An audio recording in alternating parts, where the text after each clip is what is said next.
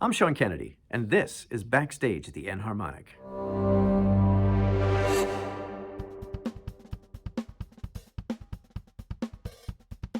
Today's guest is drummer James Wormworth, perhaps best known for playing drums with the groundbreaking vocal jazz ensemble Lambert, Hendricks and Ross. He also played with other jazz luminaries and toured and recorded with them, such as Haig and Lou Donaldson. And throughout 1959, he was the house drummer at the 5 Spot. This edition of Backstage at the Enharmonic is very special. It's the first interview that I've actually done and conducted live and in person. Before I begin the interview, I have to give a heartfelt thanks to bass player Mike Merritt and Jimmy's son, James, also an acclaimed drummer. They suggested that I do this interview and facilitated communication with Jimmy and his girlfriend Faith. Thanks, guys. The range of topics that we discuss are as varied as Jimmy's career. We talk about his work with Lambert, Hendricks and Ross, and notably, the inequities in network television in the late 50s and early 60s. We discuss his early influences and what inspired him to become a musician. We talk about the calling card of every great jazz drummer, their ride cymbal sound. He shares openly his opinions and thoughts about new music. And he even offers words of wisdom for young and aspiring drummers of every age. Today's interview begins in the late 50s with Jimmy's recollections of meeting Kenny Clarke. Did you get a chance to interact with Kenny Clarke at all back in those days? Al Levitt hooked us up with a month at a club, which became famous later, the Le Shaki Pesh. Kluk let us all sit in. Me, Really? Sal Amico, the trumpet player, George Braith. Yeah, and we played with Lucky. I can remember one of the tunes we played was I'll Remember April, you know. Yeah. And so when we got off the bandstand, Kluk's got this big smile on his face. He motions to me, come here, come over here. I go over there and he kisses me on the cheek. And that's all I remember. I don't remember what he said, but I mean, you know, if he's smiling like, oh, Right. yeah, that tastes good, you know, Right. or something, or, Wow. or wow, that's a beautiful car. Or, you know, Oh my you gosh. know, I knew he was complimenting me. Right. Did you have you washed your cheeks since? That's Man, how old was I then? I was just turning 20. Yeah, wow. I saw him, the next time I saw him was when, in the 80s, I think. Really? Yeah. There was a guy who lived in the next block from me who was a photographer, a half-ass saxophone player, and a junkie. And he was in Rikers Island with Sonny Rollins Oh my God. and some other guys. So Peck Morrison knew this guy. What was his name? Marty Yoss. And Peck said, hey man, the guy in the next block from you, he's going to have a party. And Percy and Jimmy will be there, I'll be there. Howard Brofsky, the professor, musicologist, he'll be there, blah, blah, blah. So I went there, and that's how I got to know this guy. And I don't remember how long it was after that. Marty Yoss calls me up. He said, hey man, I'm having a little jam session in my living room, and Kluk is here. Oh wow. But he ain't got no drums. So you have some drums? I said, yeah, well man, I don't remember if I had to do a club date that day or what. But anyway, I had extra stuff. And I brought it over there. And I met Kluk outside of the apartment building. I said, oh man, do you remember blah, blah, blah? He says, no, sorry. I said, oh, thanks. Yeah, it would have been a long time, like Yeah, 30 years yeah. later, right, or something like that. Yeah, right, almost, right. That was 57, the summer of 57. Okay. And I'm talking about the 80s. Yeah. Yeah. Incredible. He gave you a kiss. Yeah. What was it like when you first started playing with Lambert, Hendricks and Ross, like the touring? What was that like? Because you had been kind of in It one was spot for a miserable. little bit. Was it really? Yeah, because they flew. Andy, David, John, Uh-huh. and me, Ike, and Gilda Mahonis, and John Hendricks' brother Jim, who was the road manager. We traveled in a station wagon. All together, one station wagon? Yeah, and all their stuff that didn't go on the plane. Oh my Annie's God. gowns and blah, blah, blah. Bass, drums. I have pictures of it, but of the station, a big, huge Mercury station wagon, and had the top was filled with stuff with a tarp over it. Uh-huh. It looked like we were going to Timbuktu or something. Yeah, it was. Man, and I'm cramped up, my leg is getting numb, and blah blah blah. And so one time, I stretched out in the back on top of Annie's gowns, which were in those big plastic bags. I said, yeah, this is a little better. Don't tell her. Yeah. Yeah. But- Yeah, I got to see a lot. Yeah, but mostly from afar while we're going 70 miles an hour. Right. All right. Yeah. Nice. Yeah, I can remember we were driving through Arizona, and I said, man, can we go stop and see the Grand Canyon? Hell no, we have big blah blah blah. We're in a big plane. Oh my gosh. Always in a rush, right? Yeah. Yeah. Hurry up. So when you started playing with them, the vocals are acting like instruments. Right. Was there any sort of transition? Did you have to do anything special with them, or was it just like playing with horn players? Yeah, it was pretty much. Well, it was like playing with a big band, except the band was only 3 people. Okay. But it was all Count Basie arrangements, you know. And then later on, they started doing a few other things, doodling and stuff like that, branching out from the Count Basie stuff. But, well, I mean, I can remember Cedar Walton saying to me, I said, man, I'm going to blah, blah, blah. We came to town about the same time, and we were good friends. In fact, he crashed my wedding reception. And he said, man, that ain't jazz. I knew what he meant, but it wasn't exactly like what our lady and them were playing. You know? Right. So I had another one about Lambert, Hendricks, and Ross. Anything about the interracial group? Was there any issues or problems or? Not between them. Not between them. We were like Right, I know. we were like a family. Sure. But I swear that one of those guys told me, maybe it was John, or maybe it was Jim Hendrix, his brother. The reason we were never on network TV was because they wouldn't show a black woman standing next to a white woman. Wow. Yeah. I'll never forget that. Man. So somebody told me that. I'm pretty sure it had to be probably Jim Hendrix or Gildo. Okay. Yeah. Wow, it's terrible. Gil was, yeah.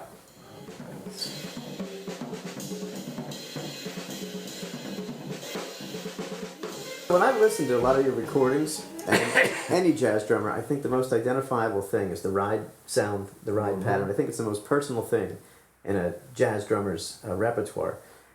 When I listen to your ride cymbal, it like floats along and dances and sounds. When I listen to it, it's incredible. I turn it off. No, man. Yeah. It's incredible. No, it drives, but yet there's like this, it's dancing and everyone's with it. That's all. You couldn't have paid me a bigger compliment to say it sounds like dancing. Because that's the way I describe my favorite drummers' cymbal beats. Okay. They sound like they're tap dancing. Yeah, because that's what I was trying to get at. Like, there's this like joy in it when you play. Was it from listening to and observing dancers, other drummers you like, and just taking it, or? No, I No? don't think so. Okay. Just listen to the drummers. Yeah, listen to Max and Roy Haynes and all those guys. And made it your own. You know. Well, I tried to do what they did, Right. and I tried. I first got interested in music when my uncle, who was a hell of a musician, bought all these records to use on this combination. That's way before your time. That would be a radio and a turntable and a furniture cabinet. Oh, yeah. Yeah. It was only 78s then. That was like 46. And my uncle, the saxophone player, bought all these he bought an Artatum album, like 78s. You ever see those? Oh, yeah. And some Nellie Lutcher singles. She was really big then. And what else? Nat Cole trio singles. Oh, greatest. Yeah, but not that much singing. No. So he sang on most of them, but not on all of them. Yeah. And even on the vocal ones, man, he played a solo. And sometimes a guitar player, Henry Prince or whoever. Henry Prince, he was a bass player, I think. But anyway, that's what took me in a whole different direction, man. Yeah, forget baseball, I mean, I love sports. I can't play it. I'm awkward and all that. But I love the people who can play it. I love watching it.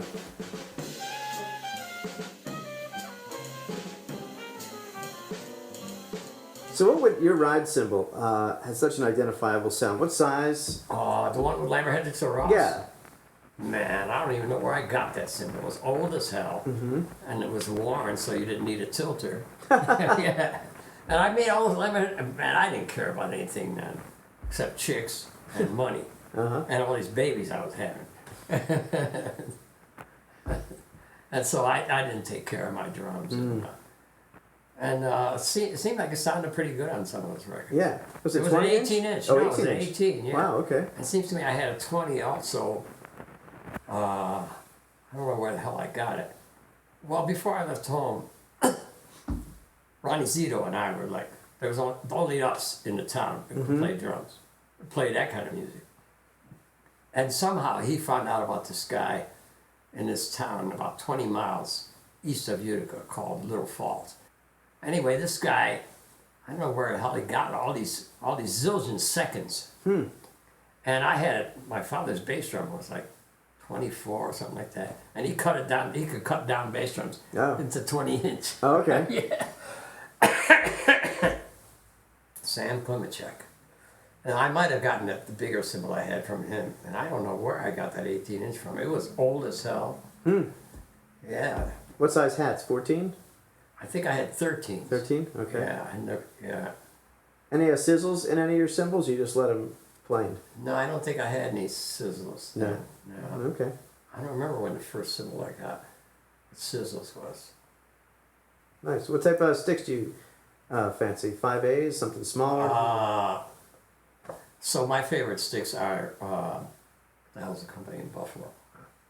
Oh, Regal Tip? Yeah. Mm-hmm. What the hell is his name? I know him and his daughter too. 7A.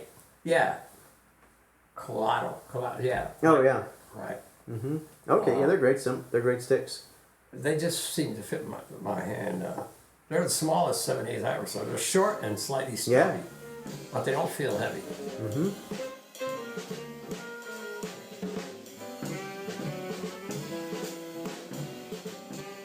Do you have any advice for like young people that might listen to this or watch this that want to get into music as a career?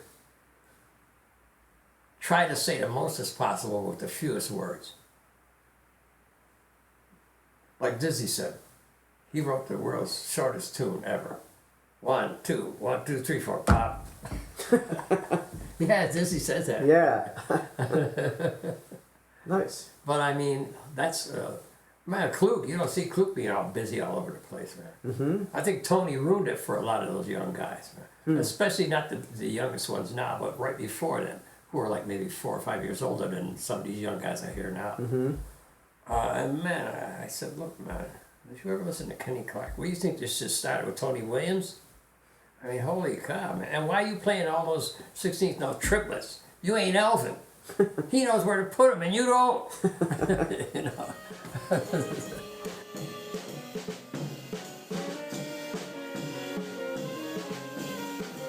So this might be a strange question, but to ask a musician, but do you still enjoy listening to new music? New music? I don't know what you mean. Like newly recorded things, or do you listen to older things that you're more familiar with? Well, have you heard any new Beethovens lately? No. Right. I don't know why that is. Uh-huh. I mean, John Cage. I don't think so. Man, if you can't play rhythm, at least give me some damn melody or some harmony, you know, something I can relate to. Yeah. You know, that job is too beyond me. Okay. And this music, people love it so much because it has rhythm. Mm-hmm. And rhythm is in everything. Yeah. Man, you can't help it. You could listen to Spike Jones or the Captain and Tennille. If there's a rhythm, and all of a sudden your leg is going, man, I hate this shit, but I can't help it. I beat it, right? Right. Because we're all controlled by rhythm. Everything is controlled by rhythm. Right. The days and the nights are controlled by rhythm. Seasons are controlled by rhythm. Yeah. They always happen all the time. Your heart, and I think there's something that I don't know about other species, but humans are just they're like prisoners of rhythm. Mm-hmm. We're chained to rhythm. So anything with good rhythm is kind of your bag. Yeah. Well, no. Or good melody, I guess. It's a natural tone. Okay. I when I was a kid, I'd listen to cowboy music. Some guy had a country and western show on the radio. Yeah, like Gene Autry stuff or like that. He played all kind of stuff. He played Hank Williams, Tennessee Ernie, who became Ernie Ford when he had a TV show. I still remember a couple of those tunes. I think it was Hank Williams. Smoke that cigarette. My dad loved Hank Williams. He loved it. It was his favorite. That record is hilarious. He's talking through most of it. Uh-huh. It's more or less like I got rhythm. You know. So, So there was a chorus where the band would sing, say, smoke, smoke, smoke that cigarette. Smoke, smoke, smoke until you smoke yourself to death. Tell St. Peter at the Golden Gate, I just hate to make him wait, but I just gotta have another cigarette. And the music and the rhythm was fantastic. Yeah. It was really talented guys. They just happened to fall into that neighborhood over there, and I happened to fall into this neighborhood. Okay.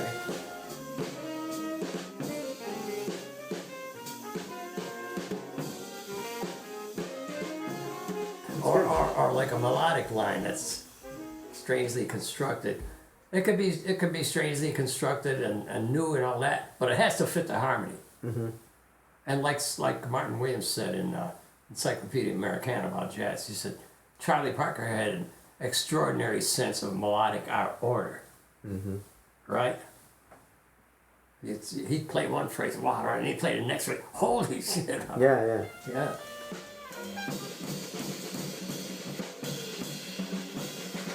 Outside of music, do you have any other hobbies or interests? Well, I love talking with young musicians about the music and what I think. Man, about 12 years ago, they have a program called Jazz in the Schools, where they pay older musicians to go and play in senior citizen centers or in grade schools. And I did both of them. And they were giving us two a month. It was great. And it pays good money. Mm-hmm. Triple what the hell you call it pays. Smalls or Meserole. And so I hired Charles Davis's band, Tyrell Hammer and Lee Hudson, and we did it for years.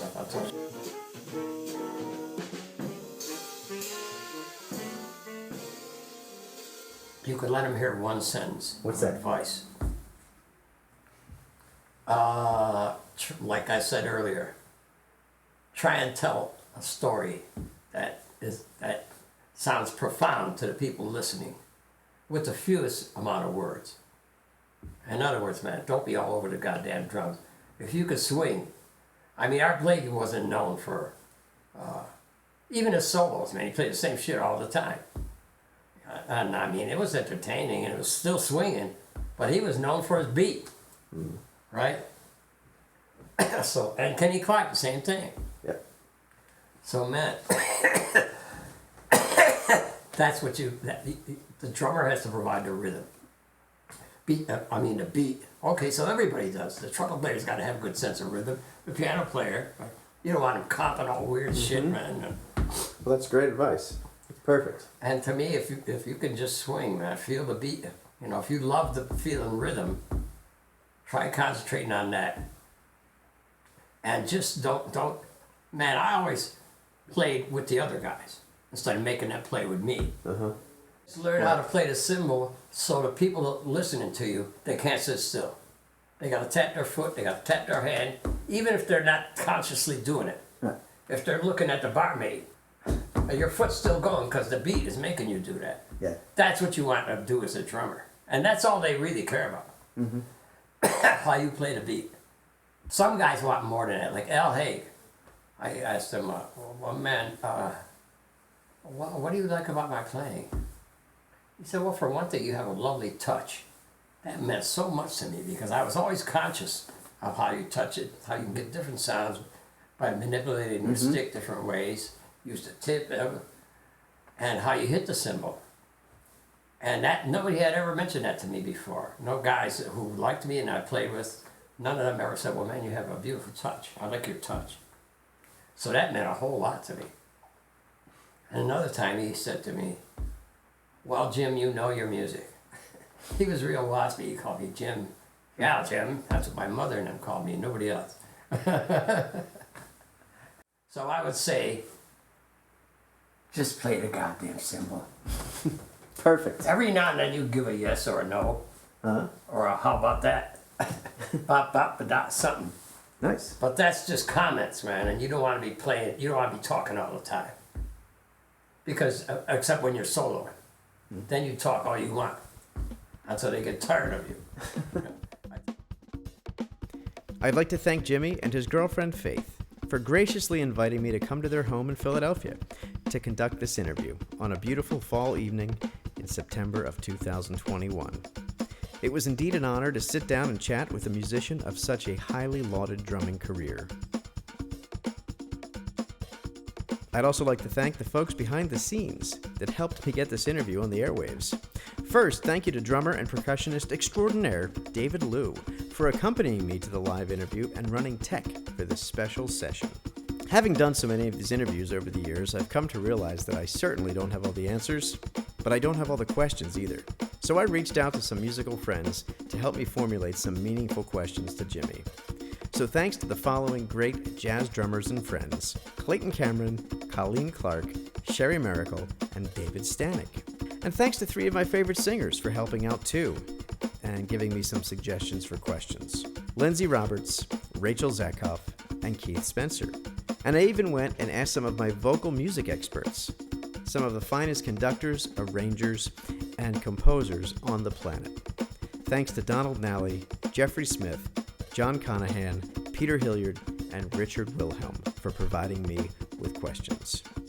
For more great, in-depth, behind-the-scenes interviews like this, please follow us on Apple Podcasts, Spotify Podcast, or wherever you tune in for thought-provoking content. And one last thing, if you like what you heard today, please leave a rating or comment under this podcast. I'm Sean J. Kennedy, and this has been another edition of Backstage at the Enharmonic. Thanks for listening.